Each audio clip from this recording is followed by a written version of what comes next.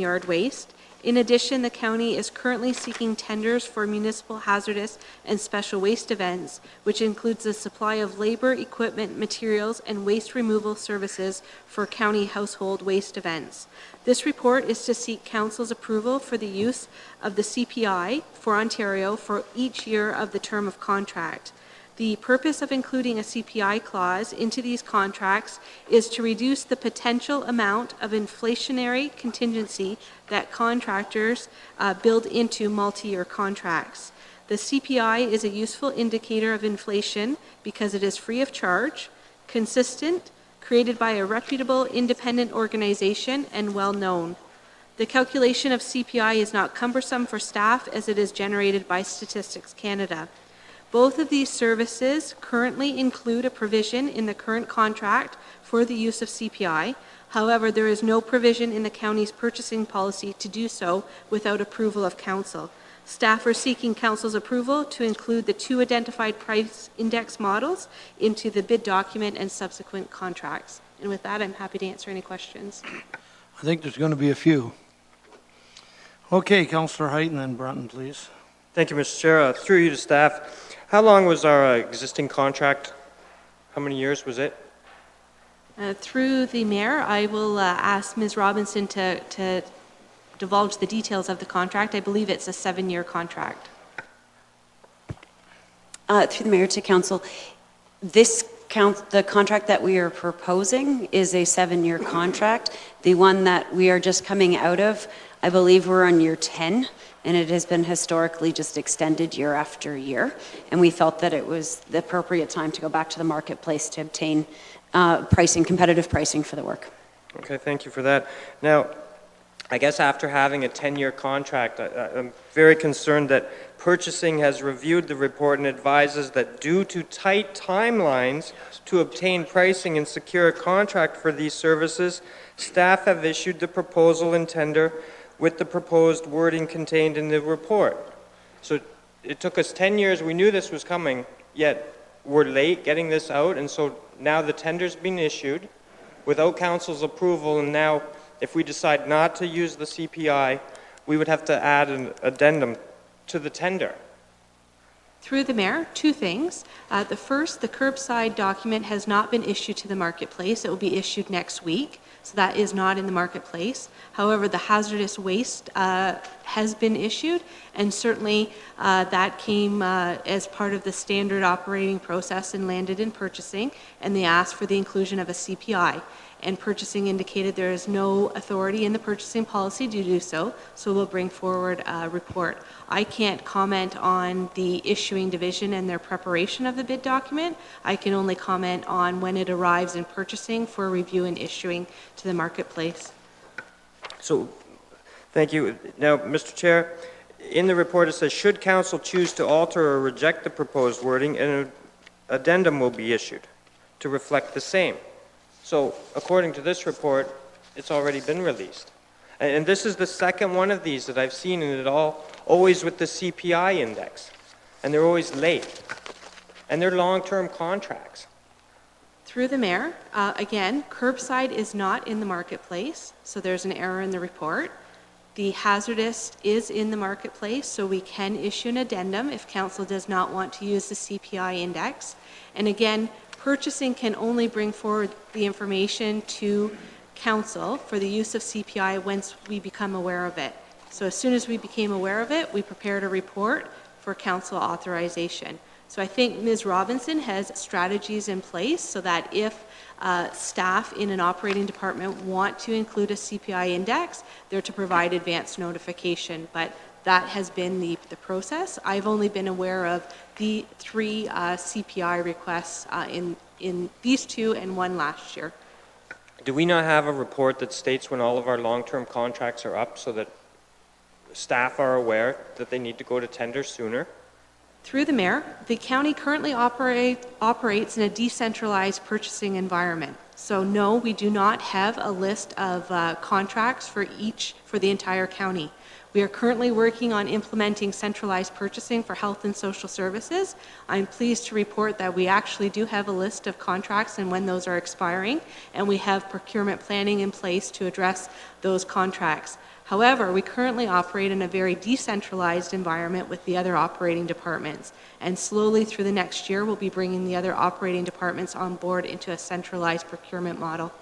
Thank you. Thank you very much. Councillor Brunton, please. Thank you, Mayor Luke. I have a few questions here, and I first need some just basic answers. The regular garbage collection versus the recycling are two separate contracts?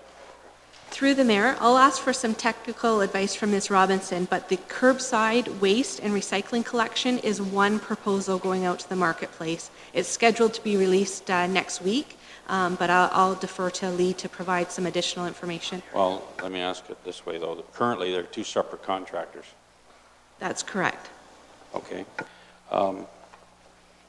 You're going to combine them. Okay, I'd like to hear the reasoning behind that first. Through the mayor, I'll ask Ms. Robinson to provide some technical advice on that. Certainly, currently, we have we operate under two separate contracts for the collection of curbside recycling as well as curbside garbage collection. The curbside garbage collection contract is expiring in 2017. The curbside recycling contract is not expiring for a few more years. The intention with this is we are putting it out as a single contract where the new contract would have the curbside collection start with the new contractor when the old contract expires, and in, I believe it's about 18 months when the recycling contract expires, this contractor will then start the recycling collection. So we are not terminating the other one, but we're combining them into a single contract because market conditions have indicated that that's a very cost-effective way of issuing contracts, is to have all of your curbside collection done by the same contractor. Yeah, I'm willing to look at that, but going back to the CPI, I don't have a problem with it. The more I think about it, I think it puts us on a very good footing for the, I'll say this, the 6 years of the 7-year contract, but the first year is where we want to get the competitive bids. But I do have another concern, and I need some clarification. And I guess maybe Lee could answer. First of all, we have two transfer stations where county staff weigh garbage, correct? That is correct. And that garbage then goes from there to Waterford? That is correct. And some material is taken directly to Waterford by our collection contractor. Correct, but the transfer station waste goes to Waterford, correct? That is correct. And we have nobody there weighing our garbage, correct? We are weighing the material as it leaves the transfer station, and they are paid on the weight from when it leaves the transfer station. But we do not have county staff there weighing the garbage. I do not have county staff at a private facility weighing garbage, correct? Okay, so it's the owner or the contractor that hauls from Waterford to, what is it, Brampton? Brampton.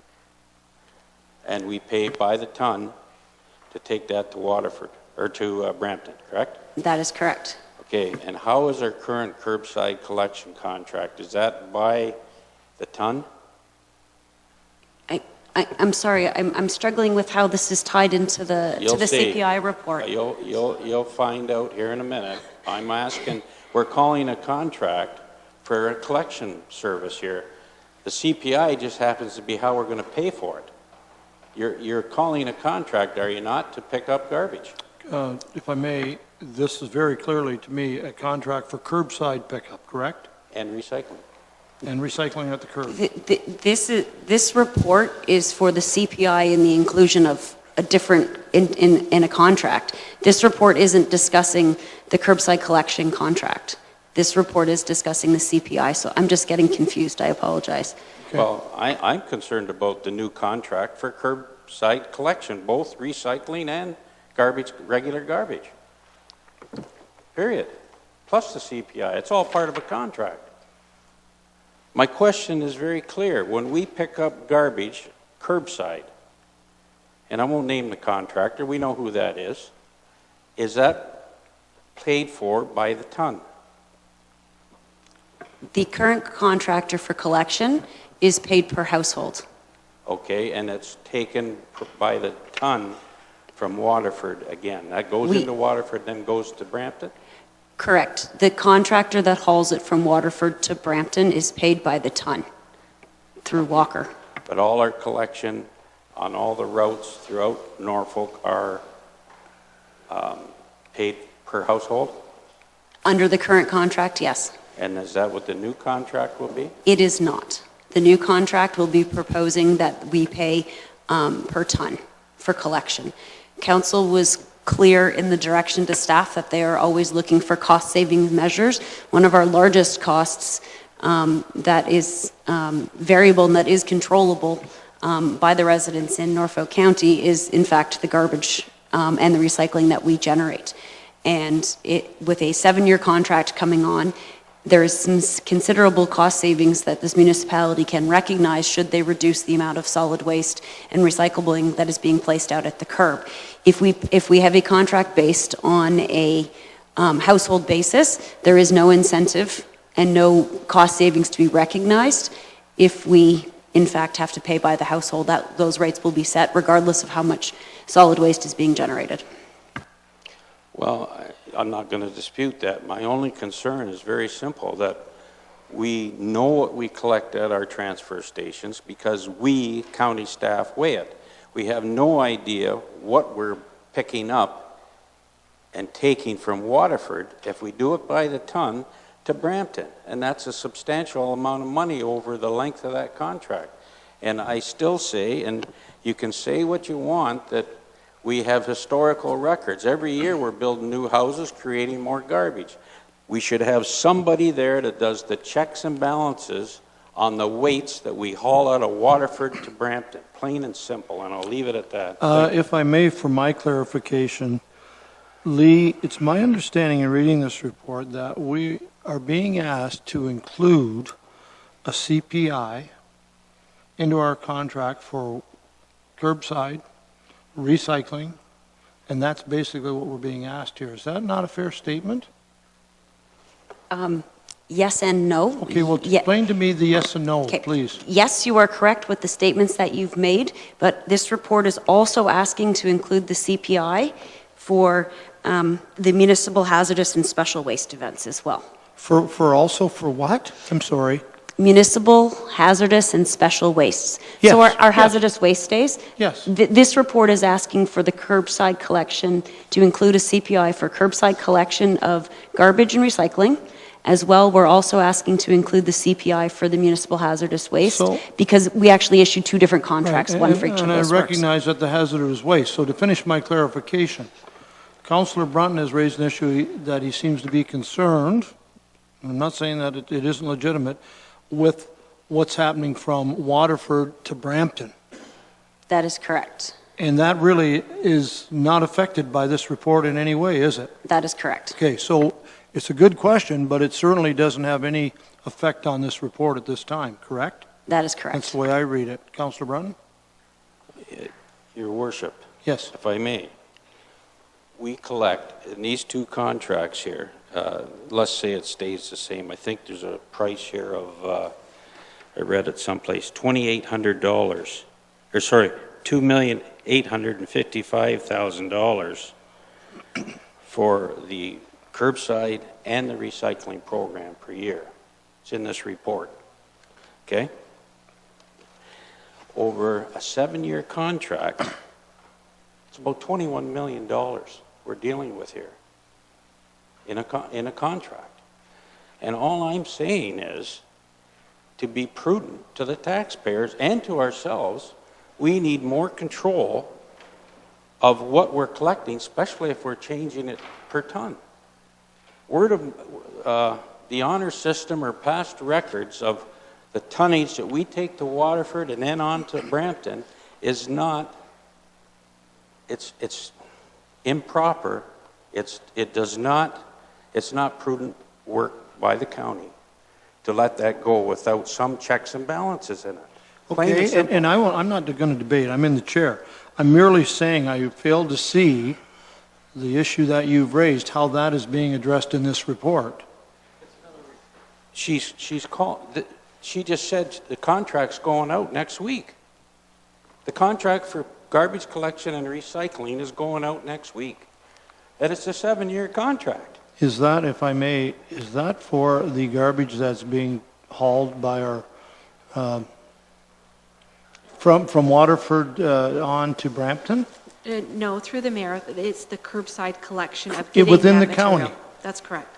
Agree. I had no argument from me, so I'm failing to see where the transfer of garbage from Waterford to Brampton has Well, anything to do with this, Councillor Broughton, in all It due goes respect. from the curbside into Waterford as of the I time. know that, yes. Okay, stop there. Okay. We don't have a record of any checks and balances to what goes in there and what goes out. Okay, just a All- moment. Ms. Robinson?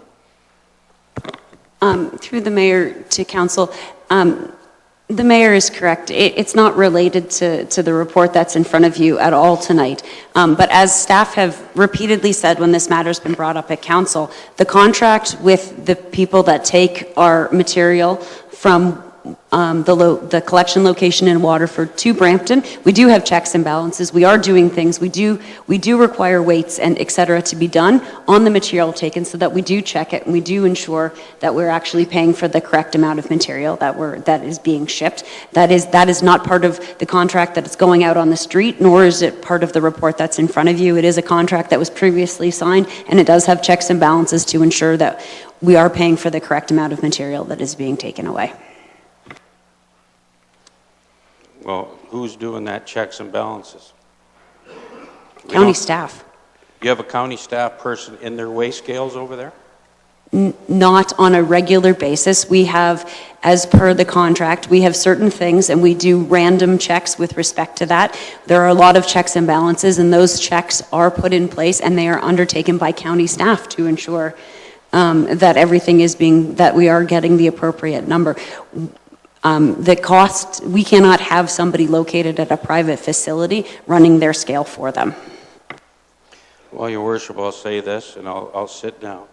We're about to enter into, at some point here, a 7-year contract to spend close to maybe $21 million, and that is not adequate the way we're doing it. I have no problem with the system we're going to deploy. All I'm saying is we don't have the checks and balances in place over there to look after this contract, and I'll leave it at that. Thank you. Okay, and I want to, before I go to Councillor Wells, just say I apologize to you if you are feeling like I wanted to debate. I was simply getting clarification whether this report would affect in any way, shape, or form the service from Waterford onward.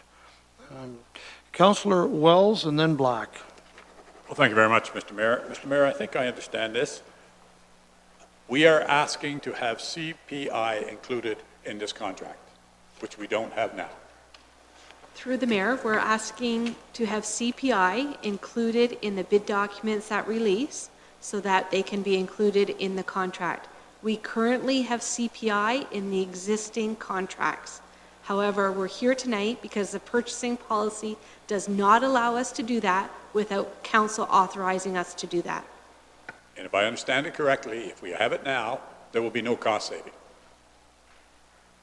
Through the mayor, we can't determine cost savings until we let the tender out. But what I'm saying is we have CPI now, and if we're including CPI, as far as that is concerned, there's no difference whether we have it now or have it later as far as cost is concerned. I'm not talking about the contract itself. Through the mayor, I would agree with Councillor Wells that we currently already already include an incremental increase. And the advantage of including CPI as opposed to an incremental or a regular increase, will there be some advantages to that and some potential cost saving? The potential for including a CPI is beneficial to the municipality because we can control the increase, and it's based on a specific table created by an independent source by Statistics Canada. If we go without a CPI and we leave it at the whim of the vendors, they're going to choose what incremental increase that they need as part of that contract. So that's my point. As far as taxpayers are concerned, we would be better served with CPI. Through the mayor, yes. That's all I wanted to find out, Mr. Mayor. Councillor Black, then Oliver. I tell you, Councillor Brunton had me worried there for a minute. I thought we were talking about entering into some new contracts, but I agree with everything that Councillor Brunton is saying, but I believe that report is yet to come. And then when it does come, we will certainly debate all those issues. But I think my issue was similar to Councillor Wells, and I was a little bit confused on that aspect, whether or not, you know, one way or the other, are we saving money for the taxpayers? And when the contractor on their own includes some kind of incremental increase based on their notion of CPI, is it actually identified in the documents? Do we see what they are putting in there? Through the mayor, not in this case, no. No, because it's rolled into there. So if we were to ask them and say, you know, what amount are you putting in to compensate for that, the lack of a CPI? Would they give it to us? They may or may not, and they may inflate that cost not knowing what inflationary may look like. So that's been our experience, that if we provide it up front based on a standard formula, a standard table, then there isn't the assumption from one bidder to another bidder, Right. and it's consistent across the board. Okay, so consistency is what we're aiming for, and really, we don't know whether that contractor is, maybe it's lower than the other one bidding, or they're not comparable. So in this case, CPI, there's the rate, and away we go. So I agree with the report. Thanks for that clarification. Thank you. I would move it if you want. Well, I'm getting to that. Councillor Oliver and then Geisens, please. Thank you very much, Mr. Mayor. I have a couple of questions. I certainly support in principle what's being proposed. My first question is a very easy one, probably for Ms. Robinson to answer. In none of the discussion have we talked about the contract for the bulky item pickup. It's not included in this at all, I gather, just because it only is done every 2 or 3 years, and we tender it completely separately. That is correct. Okay. My next question, Mr. Mayor, is on page 78, page 2 of the report, about halfway down where that indented paragraph is, and this will be to Shelley, of course. Shelley, I'm just slightly concerned when I read, and I'll just read the last sentence, which is the one that concerns me. Average retail prices for gasoline and fuel oil by urban center, percentage change year over year, diesel self-serve, Toronto area. Is there any reason in particular why we would have to use a CPI factor for an urban area, and more particularly for Toronto, if that's what that paragraph is saying? Are there rural indices that we could have applied instead of that one? Through the mayor, I don't know if I have the technical answer in front of me, so I'm going to lean on Ms. Robinson to provide some assistance. I believe staff investigated the indexes that we could use, and the Toronto factor, Toronto area, was the most appropriate, but I'll ask Ms. Robinson to confirm that. Through the mayor to council, Ms. Darlington is correct. That was the most appropriate one to use. They do not have a rural index that includes the items that we needed included to be accurate for CPI. Okay, thank you. And my final question, Mr. Mayor, is on the bottom of page 79 of the report, first sentence, first paragraph under the conclusion. And this does relate to, I think, Councillor Wells' question, but I was puzzled when, and again, I'll just read it quickly. Some suggest that with the inclusion of a price index clause in the bid documents, pricing will decrease more than the price index adjustment provided by the municipality. Is it in reality a price decrease, or is the increase slower? Is that what they meant to say instead of pricing decreasing? Through the mayor, and I guess we'll play off one of each other, Ms. Robinson. When we don't include a CPI, bidders make an assumption generally higher than a CPI index. So what we see is when we include a CPI in a contract, we actually see a decreased contract level because the assumption is gone. We're comparing apples to apples, and this is the increase you're going to get. Okay. But again, I'll defer to Ms. Robinson if she'd like to add anything further. Through the mayor to council, I would concur with Ms. Darlington. One of the things that I have seen with respect to collection contracts is that they are usually of substantial number of years, in this case 7, they average between 7 and 10 years. When you don't have a CPI included, it makes the collection contractors very nervous because a lot of their costs are associated with fuel. And it's hard to guess where fuel prices are going to be 7 years from now. And so they tend to, in their base unit price, put a little bit of padding in there so that in the future they're still covered off in case there's a substantial fuel increase. With the CPI, we see that base number come down because they know that they're going to be adequately compensated should fuel be jumping. Okay, thank you. Thank you, Councillor Geisens. Mayor, a couple of questions through you to Lee, if I can. You talked about the new, there's a contract going out for garbage pickup. Is that correct? That is correct. And from what I've heard you say is that we have a 2-year contract with the recyclables for another 2 years, and after that, it will go to one source. Is that correct? That is, it will go to one contractor. What we see happen quite frequently in the industry is multiple contractors get together and they do it as a bid. So they may be 2 different companies, but they actually make basically a consortium together to bid on the contract. So it'll be one contract, and it could be 2 different, I guess, trucking companies or whatever you want to call it. Is that correct? And that's going to happen? Right now, we have one that picks up garbage and one that picks up the recycles. Will that still continue, or are we going to put somebody out of business? That's my only question. I guess I can't speak for somebody's business practices, but there is nothing that would prevent 2 companies going together to put in their bid on this, and that's typically what I have experienced in the past with the variety of collection contracts that I have. The companies get together and they put it together, and they actually have indicated that they prefer it when they're put out together because it allows them to basically have a partner so that if they're having any equipment problems, there's somebody else that they can borrow equipment from or draw equipment from. It gives them a larger pool of resources for drivers as well, et cetera. Well, another question that Councillor Oliver talked about, this Toronto gas. I mean, when you're looking in Toronto compared to here, there's a big difference, I'll tell you that much. The other thing is, we're not using the contractors are not using CPI and putting some amount. Can we not find out what amount that they're actually adding per year? Surely we should be able to know if the contract was $100,000 and all of a sudden it's $110,000 because of the whatever it is, the CPI or whatever they need for inflation. Can't we find out what actually happens? When you talk about the CPI, I'm not so sure that won't be worse than what we have been doing.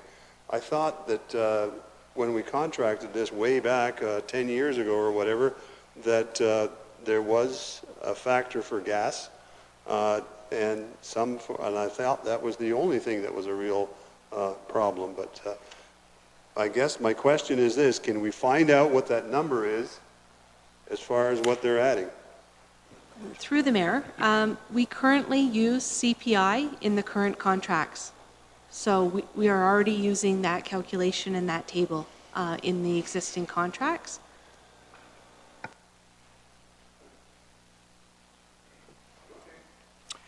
Councillor Height, please. Thank you, Mayor Luke. I guess we don't have the table that it's referred to in the staff report of table 9-6, but the CPI, obviously, it's made up of a basket of goods, and one of them I heard was fuel as opposed to pop and chips, which is good. But what would be the percentage if we used that same basket for the growth on last year?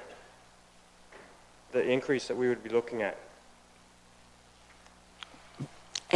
Through the mayor, I'm sorry, I apologize. I'm not sure that I understand the question. Our current contractor uses this exact CPI, like our current contract that's expiring this year uses this exact CPI on their prices. And what was the percentage increase? Oh, I apologize, I don't know. It looks like Shelley has that answer, though. Through the mayor, it's 1.7%. It's built into the budget document that council approves. 1.7%. So then, if your basket on your CPI is built and it's heavily stacked in favor of fuel, and fuel jumps up 50 cents a liter like it did a while back, is it heavily weighted so that all of a sudden this contract goes up to a 4 and 5% increase? Through the mayor, I don't have that information readily available this evening, but certainly my understanding is that with these tables, they fluctuate between 0.5% and 2% on an annual basis. Okay, thank you. And then one last question over to Public Works. We're going to be expecting a waste reduction strategy report from a consultant in the near future. Will it have any bearing on this? Like, will there be minimum amounts on this contract to drive the price up and down? Through the mayor to council, one of the things that we are issuing this is per ton, so that should we implement waste reduction strategies, we will actually see the cost savings. This contract does not guarantee a specific amount of material. So however much is being generated is how much is being generated.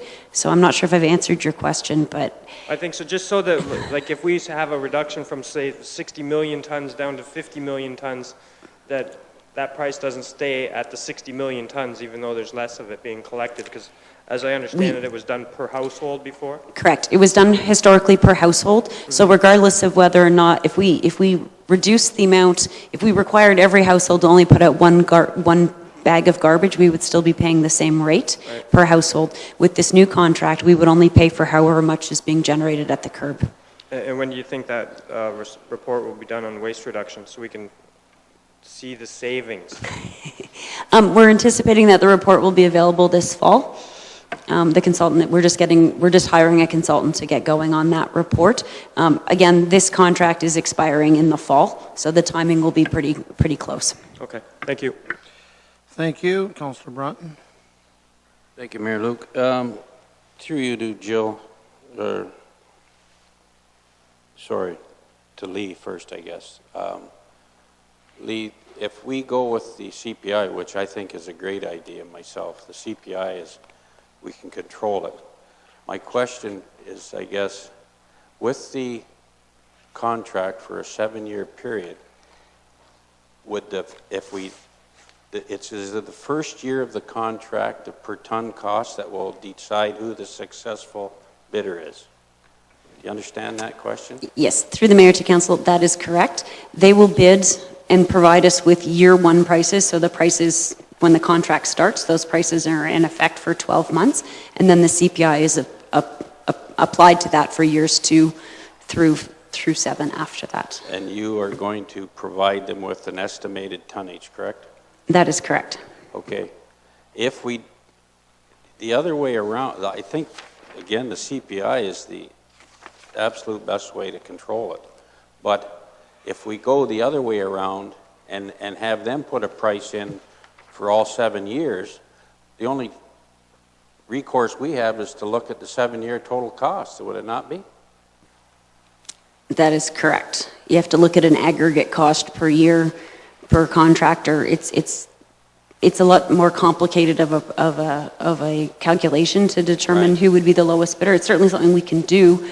Our concern is that when you're dealing with a 7-year contract, and you're asking them to fill in the price 7 years from now, they're using their crystal balls to predict where fuel prices, et cetera, are going to be.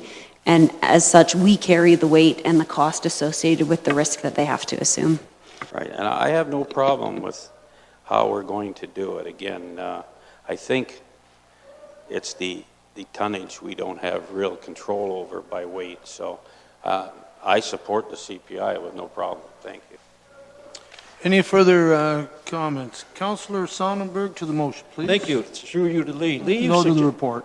You suggested that the two companies might get together to work out a method and a pricing to provide this service. Is that competition or is that collusion? Through the mayor to council, I've seen it done historically by a variety of firms, and typically what they do is they enter into a partnership for the provision of the services, and then they work out amongst themselves who's going to do that. So what we end up having in terms of the bids, we typically would end up with for a waste collection contract, you typically end up with 3 to 4 bids for the provision of the services, and most of those bids will be partnerships, where 2 companies have gotten together. One provides one service, one provides another service. They create a partnership for the purposes of this bid document. Okay, I guess that answers my question. As long as there's enough businesses out there that there's more than one pair, there's 2 or 3 or 4 pairs of companies providing service and bidding in that way. Okay, That is correct. Further discussion, questions on the report? Okay, thank you. The recommendation is on page 7.7. Councillor Black has moved that, but I do not have a seconder. I do have one now, Councillor Brunton. That staff report EBS 1718 be received as information, and that council authorize the use of consumer price index for request for proposal PWES 1702 as outlined for the curbside waste and recycling collection contract for the term 2017 to 2024 term, and further that council authorize the use of the consumer price index for request for tender PWS 17-03 as outlined for the municipal hazardous and special waste events contract for the 2017 to 2019 term. Now, the motion is on the floor. Is there any discussion on the motion? Councillor Oliver, please. Thank you, Mr. Mayor. This is a quick question, but now that you've read the motion to us, I'm puzzled as to why one is an RFP, which I suspect is a much larger contract, whereas the other one is a request for tender, which would be a much smaller value contract. Am I missing something here, or why would we not be tendering both? Through the mayor, the reason for the curbside collection as a proposal is we want to actually evaluate the proposal that they're going to bring forward and how they're going to collect and who's going to collect and what partnership they're going to enter into, and we want all of that detail to evaluate versus just a bottom line cost. We want to make sure that we have a solid proposal for a 7-year contract. Continue, yes. Thank you, Mr. Mayor. And does that then, Shelley, mean that we'll be imposing our ranking system on these bidders? Through the mayor, that is correct. All right. I understand that, Mr. Mayor. I guess I have some concern about that in the sense that, as we've experienced with others, other contracts like this, I think it's very important, as per the discussion that we've just had for the last 45 minutes almost on this topic. I'd like to ensure that council is well briefed on the bids that come in and on those that may not meet the criteria and therefore they're below the cutoff line and we don't even get to look at their price, etc. So I'm just asking staff to be put on notice a little bit in light of this, the importance of this contract. Thank you. Further discussion? Councillor Brunton to the motion. Speaking to the motion, I want to make sure I'm clear and I understand with this, Shelley, you're saying we will, in this contract, still use our own recycling facility on where is it, Grigg Drive? Through the mayor, yes, that is correct. Okay, and all the curbside will still go to Waterford? Through the mayor, you're leaning on some technical answers, but I'm looking at Ms. Robinson and she is saying yes, that is correct. Thank you. Thank you. Further discussion on the motion? Those in favor? Carried. Thank you, Shelley and Lee, for your assistance there. We now go to communications. Our first item on page 81 is the Port Dover Community Christmas Luncheon Committee letter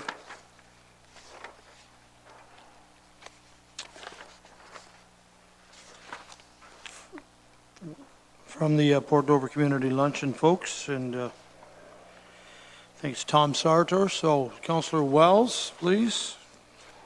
Thank you very much, Mr. Mayor. Mr. Mayor, I will speak in favor of this. This has been a very important part of the Christmas celebration within the community. It is not only for residents of Port Dover, anyone in Norfolk County may attend.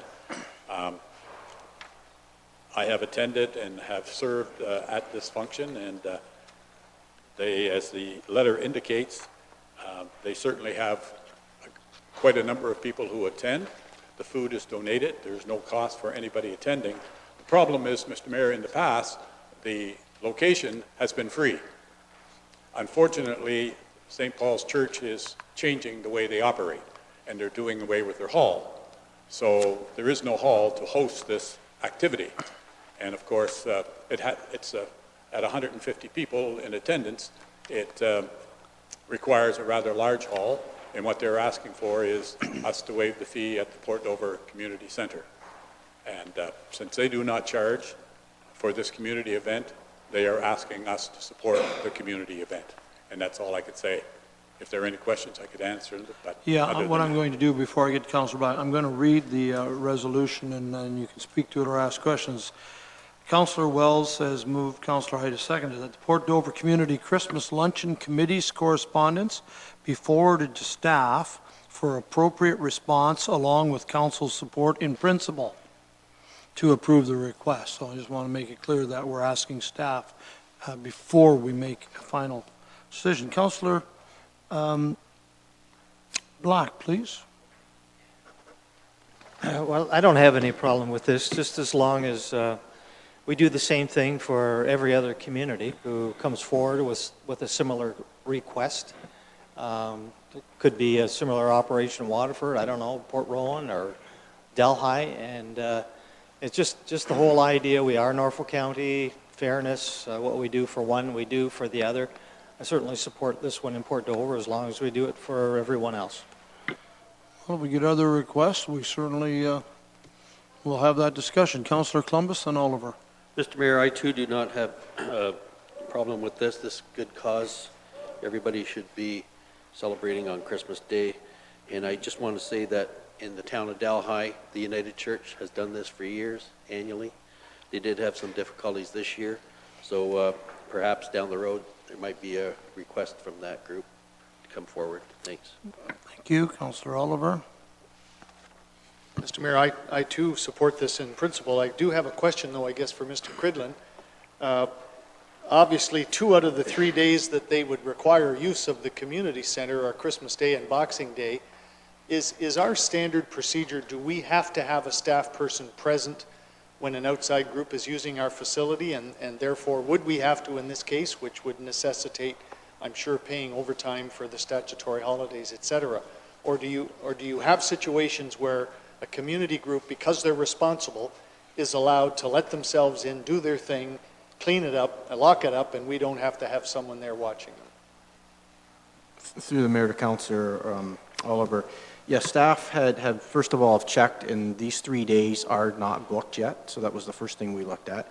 And to answer Councillor Oliver's question, presently Port Dover, we are looking for a hall manager. It's going to be tied into the halls report that comes. So manager for that hall will be hired this year, and it's our understanding that the hiring of the manager, it's kind of a 7-day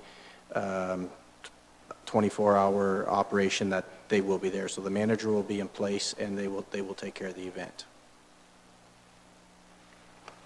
But based on the nature of our contract with the manager, we wouldn't incur, quote, overtime hours as an employee, or would we? As long as we have a manager in place, we will not. Okay. If we do, for some reason, not have a manager in place this year, then staff would have to come in, open the door, and periodic checks, that sort of thing. Thank you. Anything further on this resolution that I read? Forward to staff for a response and approve in principle to the request. Those in favor of the motion? It's carried. Thank you. We'll go to our second communication, moved by Councillor Geisens, seconded by Councillor Black, that the town of New Tecumseh's motion regarding municipal fire department infrastructure be endorsed by Norfolk County Council, and that a copy of this resolution be forwarded to the Premier of Ontario and the local MPPs. You'll find that background information on page 83, and this is the concern about municipal infrastructure fire costs, I believe. To the motion, Councillor Black, please. Yes, thank you, Mayor Luke. And I asked to have this, this was in our information package, and asked to have it brought forward. We probably don't put enough pressure on the province, and I think anytime we have an opportunity like this to say to the province, tell them, I think it actually helps to give them feedback to say, you know what, we're struggling down here. You need to design your operations to accommodate, you know, the municipalities, that we are creatures of your organization.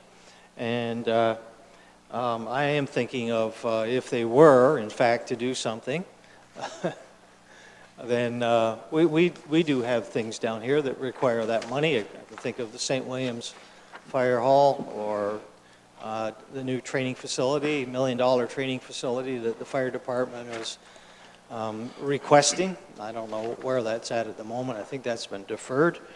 And certainly the list of people that we send this to has been provided. And of course, one of the main ones is our own organization, the Association of Municipalities of Ontario. Thank you.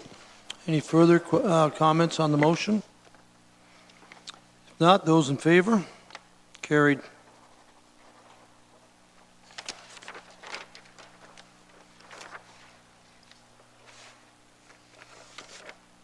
And on page 85 is our final communication item tonight. It's been moved by Councillor Black and seconded by Councillor Geisens that Council refer Mr. Bradfield's request to the Clerk's Department. And they advertise for a public meeting according to the authority under the Funeral, Burial, and Cremation Services Act, RSO 2002, Municipal Approval, Section 84, Public Hearing, Sub 2. Discussion. Councillor Black. Thank you very much, Mayor Luke. And I have to thank Mr. Bradfield for his entrepreneurial nature and his innovative way of thinking. I don't believe we have this service in Norfolk County, and it probably would be a good service to have. But having said that, I have received a number of emails of concern, a number of phone calls, some people that are quite frantic. And I think when people are like that, we need to inform them and provide them a way to do it. And I believe under the authority of the Funerals, Cremations, Burials Act, I believe it is, we do have, this council does have the authority to do that, to forward it to the clerk, ask for a public meeting, and be able to understand exactly what the operation is all about, what it does, what if there are any concerns to the environment, and certainly I look forward to being educated on this myself, so I can make the best decision for the people in the local area and in all of Norfolk County. Thank you. Councillor Wells to the motion. Thank you very much, Mr. Mayor. Just a question. I certainly will be supporting the motion. I just wanted to be clear. This would be similar to a planning application? Is that the idea where? I'm going to let the clerk, that was my question too, about the circulation part. Through you, Mr. Mayor, what we will do is we will advertise it in local newspapers, probably in the consolidated advertising, and just of the subject property. And anybody who wants to come forward, will address it at a public meeting. There is no, the zoning is correct for this property, and planning staff have already indicated that they don't, they're waiving site plan requirements. So there's no zoning aspects to it, so there's no need for staff to do a report. It's just essentially to allow everybody to come forward, including Mr. Bradfield, to come forward and address council respecting this matter before they make their decision. Thank you. Councillor Columbus. Yes, Mr. Mayor, what is the time frame to accommodate Mr. Bradfield's request here for a public meeting? Through you, Mr. Mayor, the legislation says that we have to deal with Mr. Bradfield's request in a timely fashion. That being said, we'll need to advertise for 2 weeks in advance of the meeting date. It'll likely take a week or two to get it in the newspaper, so I imagine it'll be roughly a month from now when we will have that public meeting. Councillor Black? Luke, just wondered through you to Andy, what exactly, this is a little bit of a different process. What format does it take? Will it occur here in this council chambers or in another venue? Will staff be providing information? Would Mr. Bradfield be invited to provide information? How exactly will this unfold and how will the general public get involved? Through you, Mr. Mayor, we would hold it similar to our regular meetings. Staff, I know planning staff have already done a memo in respect to how they don't have any planning issues with it. The crematorium services are a bit different because normally we're used to the council decision and the OMB decision being the last steps in a process. When you're talking about crematorium application, they're almost initial steps. So after it goes through council approval, OMB approval, there's still ministry licensing on top of that. So it will be a bit of a different version where there isn't that much information for staff to actually provide to council, and the other aspects of it will be heard at other levels. But it's mainly to allow everybody to comment and have input to council so they can make an informed decision, and also hoping to preserve everybody's right to appeal to the OMB and ensure that the public input happens in advance of that. Anything further? Not, those in favor? It's carried, thank you. I would suggest, although we're getting through this agenda, I would suggest 5 after 5 break for about 20. Is everybody okay with that, or tell me something different?